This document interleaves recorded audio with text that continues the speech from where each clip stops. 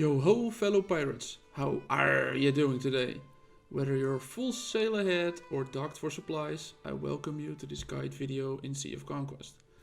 My name is Bob and I'm going to be talking about the different types of damage in the game, which heroes do that type of damage, and what ship parts complement that damage type. Our server has just started Season 2, so that's why there is a snowy theme on ports and islands.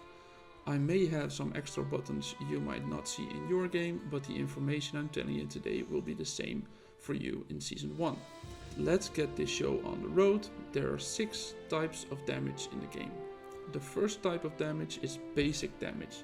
Each ship does this damage whether or not there are heroes on your ships. There are heroes that have skills that activate when the ship they are on does a basic damage. Then this is the damage they mean. The only ship parts that can increase this damage is the Blade of Freedom set. This will increase the attack stat of the ship it's on. Then we go to the specialized damage types. Let me first talk about the 2 types that deal damage over time, drowning and blazing damage. To understand those, I first need to explain stacks. If you've played card games before, stacks are like chips on a card and there is an effect for how many of those stacks are on the opponent. These stacks disappear over time. For drowning that is 5 seconds and for blazing that timer is 8 seconds. The maximum amount of stacks that can be on an opponent is 10 in both cases. Now let's get to blazing damage. Blazing damage does 10% for each stack that is on the opponent's ship. That means that with 10 stacks on the opponent's ship there will be a 100% damage of the attack stat of your ship. This means that as long as you have more than 1 stack, every 8 seconds you will be able to keep it at this maximum. Heroes that do this type of damage are Lester, Will and Ned. You can also use Zola as a captain if you don't have Lester, and in Season 2 you can change out Will for Tanaka as a first mate. The ship parts to use for this blazing set is the Burning Crown.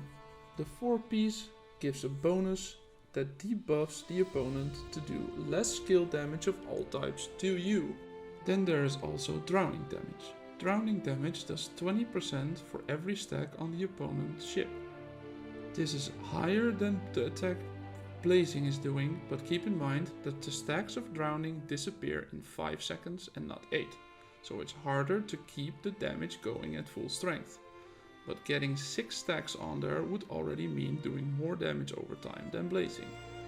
Drowning has the added effect that it is most likely to hit the target with the highest HP on the target's fleet.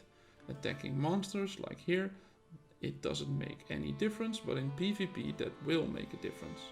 Heroes that do drowning damage are Barnacle, Eileen and Mad Dog, and in Season 2 Mad Dog can be replaced by Adeline. The ship parts are Rapturer of the Abyss. The 4-piece bonus also makes it your target will receive 10% more damage by all skill types. The next is Artillery Damage. Artillery damage is the first direct damage type of skill damage.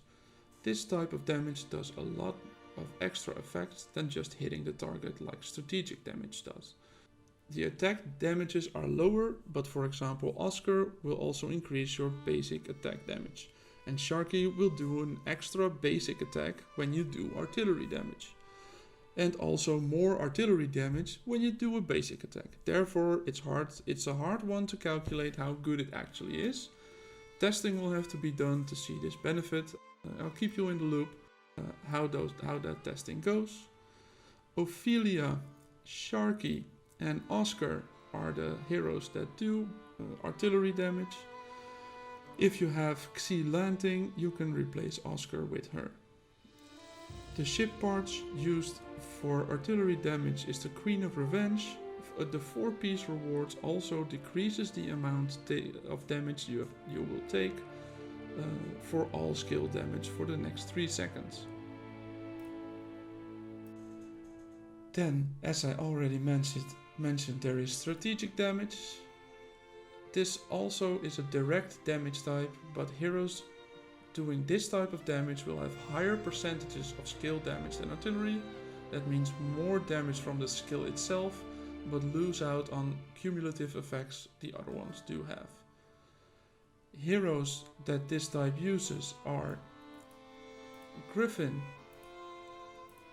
Boa and Henry Hell, although Henry Hell is a jack of all trades and can be placed in whatever seat is available. Henry's second skill is only against targets that are non-players. The ship parts that are best used are the Banquet of the Reaper. The 4-piece bonus will only help you when the next strategic damage will be within 5 seconds. A ship with only one hero of his type will probably not benefit from this ship part, so then combine it with another set to boost some other stats of the ship as well. The last skill damage to discuss today is Cutthroat Damage.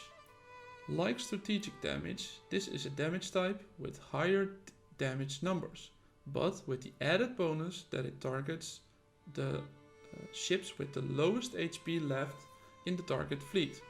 This will have no effect against monsters, but against armed freighters and players this is very effective.